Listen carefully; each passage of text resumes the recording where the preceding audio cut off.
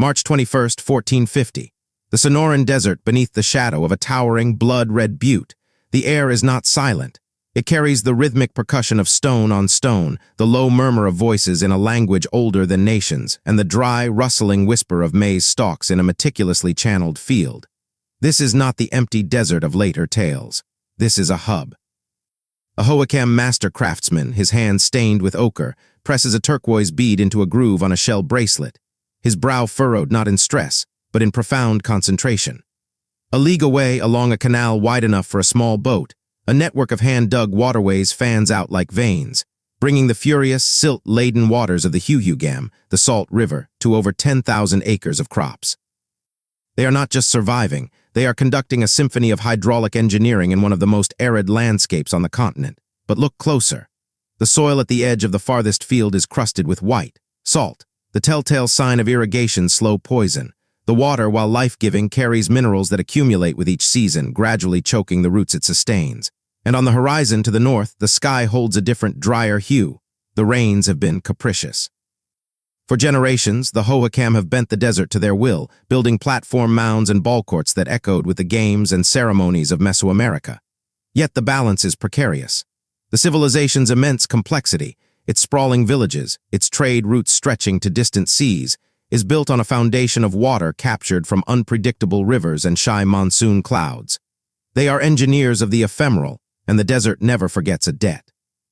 Shift your gaze north to the Colorado Plateau. Here, in a sheer sandstone canyon, a different people are also reading the signs. An ancestral Puebloan hunter, lean and observant, stands on a high ledge. He watches a line of cumulus clouds gather over the distant San Francisco peaks, but they dissipate before shedding a drop on his terraced fields of beans and squash. He touches a pictograph on the cliff wall, a spiral marking the solstice, a stark depiction of a great horned serpent, controller of rain. His people have built entire cities in the cliffs themselves, like Kayet Seal, the place of the broken pottery, a fortress of 160 rooms stacked 5 stories high. Theirs is a world of verticality, of retreat and defense, of storing maize in sealed granaries high above the canyon floor. They understand drought not as a crisis, but as a recurring, brutal character in their story. Their entire social structure, their migration patterns, their cosmology, is a long, practiced conversation with absence. These two worlds, the riverine engineers of the south and the cliff-dwelling agriculturists of the north, are the true, unspoken prologue to Arizona.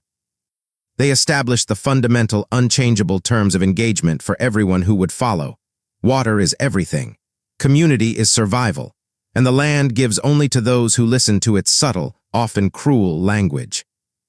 They left behind no written records in the European sense, only the echoes in pottery shards, the shadow of canals etched into the desert floor, and towering, empty pueblos that would whisper to later arrivals, telling a story of both breathtaking ingenuity and ultimate, climatic vulnerability. Their decline by the 15th century was not an abandonment, but a transformation, a diaspora of knowledge and people, the Tohono, O'odham, and Hopi and Pueblo tribes becoming the living heirs to these ancient lessons. When the first strange, metal-clad men would arrive centuries later, they would see a wilderness. But they were walking on a palimpsest, a landscape already written over with thousands of years of struggle, adaptation, and memory. The newcomers would spend centuries trying to erase that text, only to find themselves forced to learn its hardest lessons all over again. April 12, 1540. The threshold of a vast, uncharted canyon system, somewhere north of the Despoblado, the unmapped wastes. The air smells of horse sweat, unwashed wool, and cold, thin dust. Coronado's expedition, a ragged serpent of 340 Spanish soldiers, 1,300 indigenous allies and servants, and hundreds of livestock, grinds to a halt. Before them, a Hopi messenger stands impassive, his posture not of submission but of assessment. He has listened to the conquistadors' demands for food, guides, and gold. The Spaniard, Garcia Lopez de Cardenas, lieutenant to Coronado, gestures wildly, his polished steel breastplate glinting a hostile sun. He speaks of God, king, and wealth.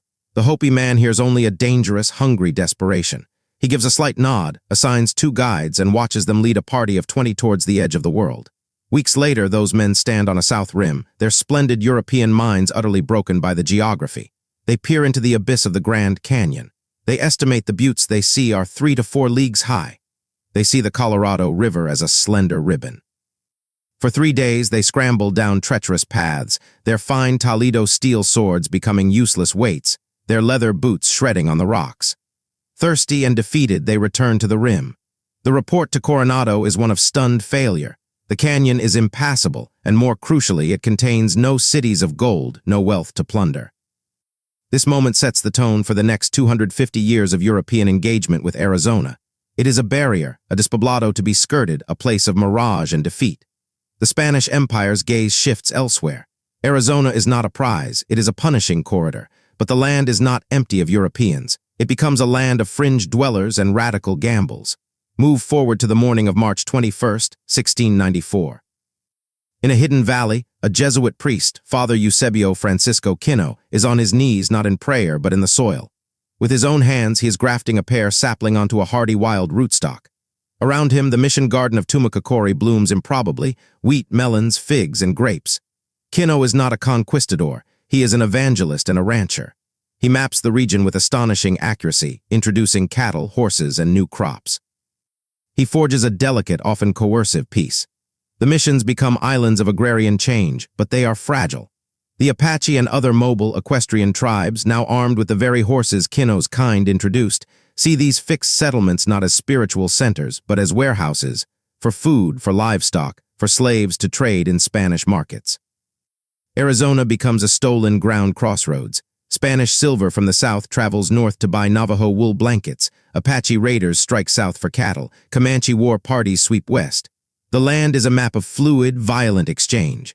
The true, untold catalyst arrives not with a crown or a cross, but with a rumor. 1736.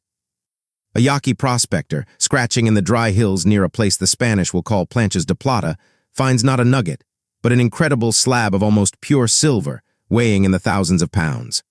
The boluses de plata strike unleashes a frenzy. It is the first mineral rush in Arizona history. Overnight, a lawless, multi-ethnic camp of Spaniards, Criollos, Mestizos, and indigenous miners springs from the desert. The Spanish crown, suddenly attentive, sends troops not to protect the miners but to seize the king's fifth of the wealth. The rush is short-lived, the surface wealth stripped quickly, but the die is cast. The story is no longer just about souls or survival. It is about what lies beneath the skin of the desert. The secret is out. Arizona's true currency, its future curse and its reason for being has been revealed. Mineral wealth, waiting for the technology and the ruthless will to tear it from the earth. December 29, 1846. A crude, flat-roofed hacienda on the north bank of the Gila River. The air is thick with the smell of cold river mud, cooked beans, and the nervous sweat of mules. Lieutenant Colonel John C. Fremont, the Pathfinder, dressed in a trail-worn uniform, dips his pen into an inkwell. His battalion of Mormon volunteers, a ragged and exhausted force, bivouacs outside. They are not here to conquer a Spanish fortress or an Indian nation. They are here to secure a barely existent American claim. Fremont is writing a proclamation, declaring the territory of New Mexico and Upper California under U.S. military rule. His map is vague, but the Gila River is a clear enough line. This lonely, uneventful moment at the ragged edge of the Mexican-American War is the surgical incision. Arizona is not won in a glorious battle here. It is absorbed through paperwork and post-war treaties, its new border, the Gila, drawn by politicians who had never felt its summer heat. The Treaty of Guadalupe Hidalgo in 1848 makes it official. For the Apache, Yavapai, Wadam, and Hopi, it is a change of distant flags, a new, hungry power whose presence is still just a rumor on the wind. But the rumor becomes a thunderclap of hooves and gunfire. Enter the American period, not with settlers and wagons, but with the U.S. Army's Column of California marching east in 1849. Their mission, to punish the Yavapai and Apache for attacking gold seekers on the new border. They bring a doctrine of total war against mobile tribes, a strategy perfected in the forests of the East, now applied to the trackless desert. It is a brutal mismatch of understanding. The Army seeks decisive battles. The Apache and Yavapai seek survival, melting into canyons they know as intimately as their own breath. The conflict sets the pattern. Forts like Whipple, Buchanan, and Apache spring up like poisonous mushrooms, connected by thin, vulnerable supply lines. Arizona is now a military district, a problem to be solved with Springfield rifles and scorched earth policies. Amidst this violence, a second, parallel Arizona is born, the Arizona of the illegal enterprise. January 1857. A weathered Sonoran arriero, muleteer, named Ignacio Perez loads not silver, but heavy, canvas-wrapped bundles onto sure-footed mules in the cactus-shadowed arroyos south of Tucson. He is not working for the Spanish crown or the American army. He is working for the syndicate. His cargo is contraband, Colt revolving rifles and English-made percussion caps, bought by Southern syndicates and destined for the slave-holding Apache, who will use them to raid Mexican ranches for livestock, which will then be sold back to American miners and military posts. Tucson, a dusty adobe village of fewer than 600 souls, becomes the nexus of this three-way illicit trade. It is a border town in the truest sense, lawless and morally inverted, where American contractors sell weapons to Apache to destabilize Mexico, all while the U.S. Army fights those same Apache 100 miles to the north. Arizona's economy, from its very American inception, is baptized in a paradox of blood and profit. This combustible mix, military occupation and criminal enterprise, reaches its flashpoint with a discovery that makes the boluses de plata look like fool's gold. 1857. On the banks of the Gila, a party of weary, defeated Mexican miners, their eyes sharp with desperation, notice strange, heavy black sands in their pans. It isn't silver, it's gold. The placers at Gila City and then La Paz are richer than anything seen in California. The rush is instant and catastrophic. Tens of thousands of miners, gamblers, outlaws, and entrepreneurs flood in, creating instant, filthy cities that bloom and die with the gravel beds. They dig, they blast, they divert entire river courses, and they squat squarely on Yavapai and Apache food and water sources. The war is no longer a military campaign. It is now a genocidal free-for-all, a fight for the very bedrock of the territory. Arizona by 1860 is not a community. It is a fevered dream of extraction, etched in lines of fortifications and sluice boxes, its destiny sealed not by pioneers but by prospectors and profiteers. February 12, 1877. A raw wind scoured hill in the Pinal Mountains. The air vibrates with the percussive cough of a single-cylinder steam hoist, a sound never before heard in this desolate basin. A young, meticulously dressed engineer named James Douglas, representing a Philadelphia mining syndicate, watches as the hoist lifts the first bucket of ore from the Copper Queen claim. The rock is not the glittering quartz of a gold vein. It is a massive, ugly block of low-grade porphyry copper laced with a bluish-green patina. To the lone prospectors who discovered it, this was a disappointment. To Douglas and the silent, calculating financiers back east, it is the future. They aren't looking for a lucky strike. They are planning an annihilation. They will use capital chemistry. The new Bessemer process for steel requires precisely this copper, and colossal machinery to chew down entire mountains. Bisbee is not born, it is excavated. Fast forward 2 decades. The hill is now a terraced smoking pit. The town of Bisbee clings to its sides like a lichen, a vertical warren of saloons, boarding houses, and company stores. The air is permanently sour with the tang of sulfuric acid from the smelter. Here, the true power structure of modern Arizona is forged, more absolute than any territorial governor. The Copper Lords, the Douglas family, the Lewises, the men of Phelps Dodge, create a state within a state. They own the mines, the mills, the railroads that haul the ore, the houses the miners live in, and the stores where they spend their scrip. They control the newspapers, the sheriffs, and the politicians in far-off Prescott and Phoenix. Their wealth builds opulent opera houses in Tucson and funded universities, but in the mining camps it enforces a feudal order. Discontent is not just fired, it is blacklisted, evicted, and crushed. Arizona's heart is no longer its frontier spirit. It is a pulsating industrial pump, moving mineral wealth east and drawing in a flood of immigrant labor, Cornish, Italian, Mexican, Serbian, to be consumed by the pit. This new empire has 2 lifelines, both as vulnerable as they are vital. The first is the wire. October 1881. A wiry, nervous man named Wyatt Earp is not facing down the Clanton gang at the OK Corral in Tombstone. That myth comes later. In reality, he is a deputy U.S. Marshal, protecting the interests of the stagecoach and telegraph lines that are the veins of the copper economy. The gunfight is less about law and order and more about a violent business dispute over mining claims and municipal contracts. Tombstone's silver is a flashy sideshow. The real war is for control of the infrastructure that makes extraction possible. The telegraph wire, strung on lonely poles across Apache territory, is the nervous system of the Copper Lords, and it must be defended at all costs. The second lifeline is infinitely more precious: water. 1891. On the Salt River, east of the fledgling town of Phoenix, a small dam of brush, rock, and gravel fails again. The farmers of the Salt River Valley watch their year's hopes wash away in a muddy torrent. They are landers, believers in the Garden of Eden myth sold by railroad brochures. They have sunk wells and planted citrus and cotton, but the river is a trickster. They realize with dawning horror that their dreams are hostage to the desert's oldest truth. To defy it, they must do what the Hohokam did, but on an industrial, concrete scale. They must not just divert the river, they must cage it. The lobbying begins in earnest, not in Phoenix saloons, but in the wood-paneled offices of Washington, D.C., where agents for the land companies and the railroads argue for federal reclamation. The future of Arizona will not be won with a six-shooter, but with a congressional appropriation. The stage is set for the ultimate act of human arrogance, the belief that the Colorado River itself could be made a permanent tributary to the copper pits and cotton fields. March 13, 1911. A narrow, soaring canyon of the Salt River, 60 miles east of Phoenix. The air is choked with dynamite smoke, wet cement, and the shouts of men in 8 different languages. High on the curved, rising wall of the Roosevelt Dam, an Italian sandhog named Carlo, his body harnessed to a rope, swings his hammer into a wooden form. Each blow sends a vibration through the growing, 280-foot thick wedge of masonry. He is a tiny figure against the canyon wall, but he is part of a machine not just building a dam, but building a new reality. This is the first major project of the new U.S. Bureau of Reclamation. Its purpose is absolute control. It will store 2 years of the Salt River's flow, ending the cycles of flood and drought that had defined life in the valley for millennia. The water it holds will not be for drinking. It will be for cotton, for citrus, for the shareholders of the land development companies that lobbied for its creation. The dam is a concrete promise. The desert is over. A managed, artificial paradise begins today, but one river is not enough.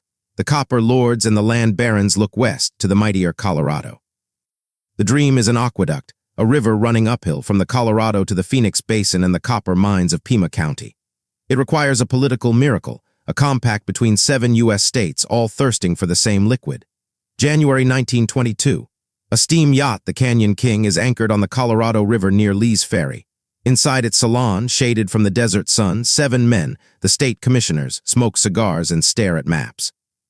The air is thick with tension and river humidity. Arizona's delegate, W.S. Norville, is obstinate. He refuses to sign the Colorado River Compact. He sees it as a theft, a division of water based on optimistic flow estimates that will leave Arizona dry. His defiance brands Arizona as the pariah of the West for the next 40 years. The water war is not with nature anymore. It is with California.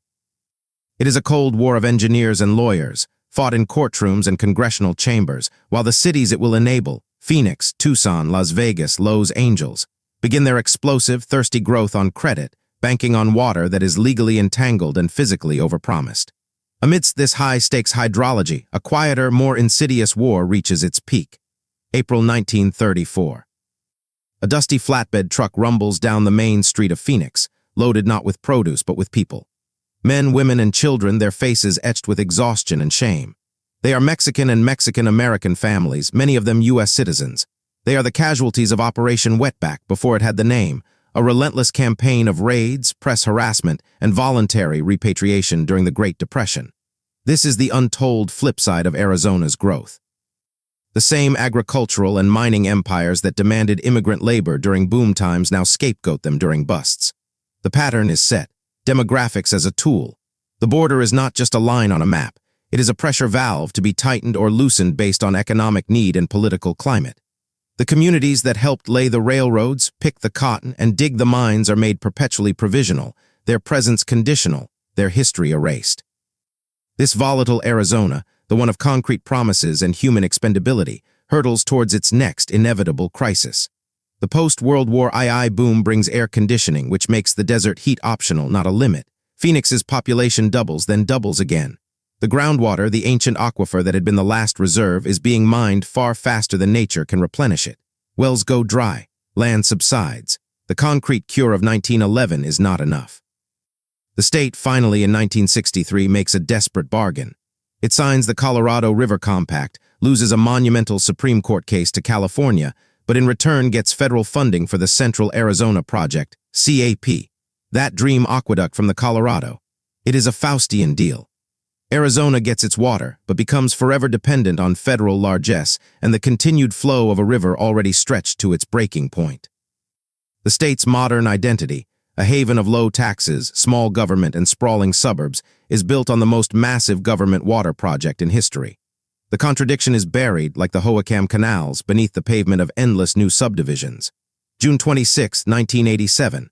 The fifth floor of the Arizona state capitol, Phoenix. The air conditioning hums a constant, expensive drone, fighting a 112-degree inferno outside. The air inside, however, is politically frigid. Governor Evan Mecham, a former auto dealer with a carefully trimmed mustache, slams his hand on a polished mahogany desk. He is not debating water rights or mining regulations. He is defiantly defending his first executive order, rescinding the state's Martin Luther King Jr. Day holiday.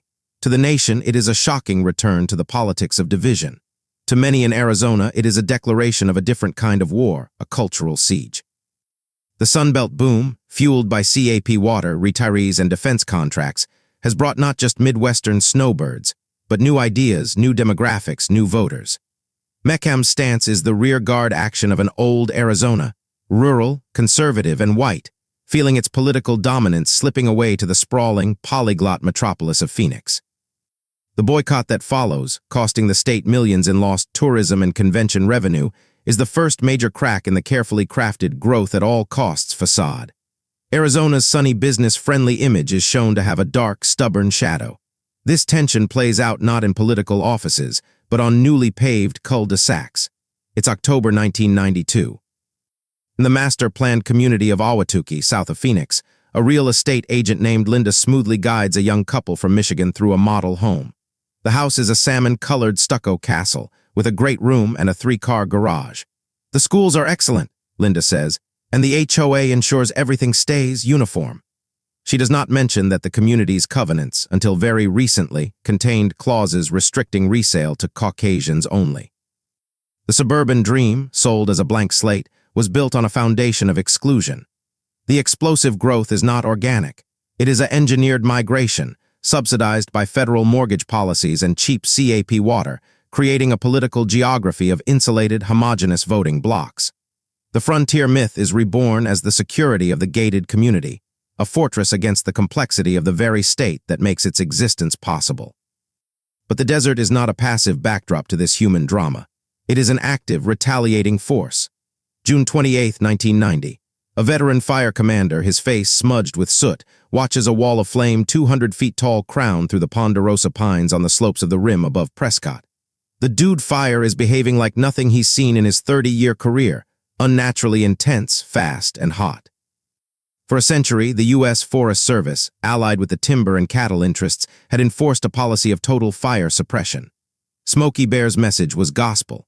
Now the result is a tinderbox of overgrown forest, a catastrophic fuel load. The fire kills 6 firefighters trapped in a canyon. It is a horrific symptom of a larger disease. Arizona's 20th century economy demanded the land be controlled, waters dammed, forests managed, minerals extracted. The unintended consequence is an ecological debt coming due in fire and drought. The environment is no longer just a resource to be tapped. It is a destabilized system beginning to push back. The political and ecological pressures find their most volatile flashpoint on the border. April 2000. A U.S. Border Patrol agent, his night vision goggles casting the world in an eerie green, watches a group of 12 figures cross a stretch of desert west of Nogales. He calls it in, but his sector is understaffed. The priority is the urban corridors. This shift in enforcement, prevention through deterrence, begun in the 1990s, has funneled migration into the most lethal stretches of the Sonoran Desert. The policy turns the land itself into a weapon. The very deserts that once protected Arizona from Spanish conquest are now deployed as a defense against the desperate. The result is not less migration, but more death, thousands of souls lost to heat, thirst, and exposure. The border becomes a theater of humanitarian crisis and political theater, where Minutemen civilian patrols and sensor towers create a landscape of surveillance, echoing the old Apache wars, but with infrared technology and satellite feeds. The unresolved history of labor, race, and territory coils back upon itself with a modern, deadly twist. The stage is now set for the final, ongoing act. The collision between the engineered prosperity of the 20th century and the immutable limits of the 21st. The tools of control, The dams, the laws, the political divisions have created a monster of consumption, living in a house of cards built on water rights and climate assumptions. The whispers of the Hohokam, the defiant stand of the Apache, the dust of the repatriation trucks, and the smoke of the Dude Fire are all threads pulled tight into a knot that now rests in the hands of Phoenix, a city that owes its existence to forgetting the very history that now threatens to destroy it. May 22, 2022. Lake Mead, Nevada-Arizona border. The air shimmers with heat haze, carrying the smell of dried mud, dead fish, and diesel from a slow-moving National Park Service patrol boat. On the boat, a hydrologist named Dr. Anika Sharma stares not at the water, but at the stark, bathtub-ringed canyon wall towering above her. The white mineral band, 170 feet high, marks where the lake's surface used to be. Her instruments show the reservoir is at 28% capacity, its lowest since Franklin Roosevelt dedicated the Hoover Dam in 1935. She is tracking a body not just in decline, but in freefall. Below her, submerged in the newly exposed silt, are the ruins of a 1930s Mormon settlement, St. Thomas, and the skeletal remains of ancient cottonwoods, their roots finally dry after 8 decades. The past is literally emerging as the future drains away. Anika's data is not academic. It is the trigger for the first ever Tier 1 shortage declaration on the Colorado River. The Central Arizona Project, the state's 336-mile concrete yorta, faces its first mandatory cuts. The foundational gamble of modern Arizona, that the river's bounty was infinite, has been called. In a walnut-paneled conference room at the Arizona Department of Water Resources in Phoenix, the political reckoning is immediate and brutal. The CAP's junior water rights, a legal technicality understood by few for decades, suddenly become the most important words in the state. Agriculture in Pinal County, which holds those junior rights, is first on the chopping block. Farmers who switched from alfalfa to cotton to almonds, each crop thirstier than the last based on the promise of CAP water, are told they will get none. They stare at maps of their fallowed fields, their life's work undone by a clause in a 1963 contract. The cities with higher priority rights are spared the initial brunt, but the terror is palpable. The growth machine, the developers, the realtors, the chambers of commerce, hits a wall. For the first time, the state halts new subdivisions in the far west suburbs of Phoenix, not due to a lack of land, but a provable lack of a 100-year water supply. The ultimate limit, the one the Hohokam faced and the copper lords believed they'd conquered, is back, enforced not by nature but by law. Yet even in crisis, the old Arizona instincts flare. In the copper mining town of Superior, a different kind of hole is being dug. The Resolution Copper Mine, a joint venture of multinational giants, promises a motherlode of ore worth billions, but it requires the destruction of Oak Flat, a site sacred to the San Carlos Apache for millennia. It is a perfect encapsulation of the state's perpetual conflict. Water is vanishing, but the hunger for what lies under the land is insatiable. Protesters, led by Apache Stronghold, chain themselves to drilling rigs. Their battle is not just for a site, but for a worldview, one that sees land as relative, not resource. In courtrooms and on Capitol Hill, the 19th century General Mining Law of 1872, which allows the extraction of hard rock minerals for virtually no cost, clashes with 21st century spiritual and environmental values. Arizona is forced to stare into a mirror. Is it a place that consumes itself until nothing is left? The answer is being written in real time in the most profound and unsettling way. July 15, 2023. Under a blistering sun, a crew in hard hats and neon vests works on a sprawling construction site in Buckeye, west of Phoenix. They are not building houses. They are burying massive, fusion-welded steel pipes, wide enough to drive a car through. This is the first leg of a multi-billion-dollar, privately funded desalination plant and pipeline proposal, a scheme to pump ocean water from the Sea of Cortez in Mexico, desalt it, and send it 200 miles uphill to Arizona's mines and cities. It is the ultimate testament to human ingenuity and arrogance. Having exhausted the rivers and the ancient aquifers, the new lords of Arizona, the semiconductor manufacturers, the data center operators, the surviving mining conglomerates, propose to mine the very sea. The project is a dystopian promise and a perfect loop. The state, founded on the brutal extraction of underground wealth, now seeks to survive by performing engineering on the ocean, repeating all the old patterns of dependency, cost, and environmental consequence on a staggering planetary scale. Arizona stands at the precipice of its own making. The whispering mesa of the Hohokam, the gilded dreams of the copper lords, and the sun-bleached bones in the desert all tell the same story, a story the state tried to pave over.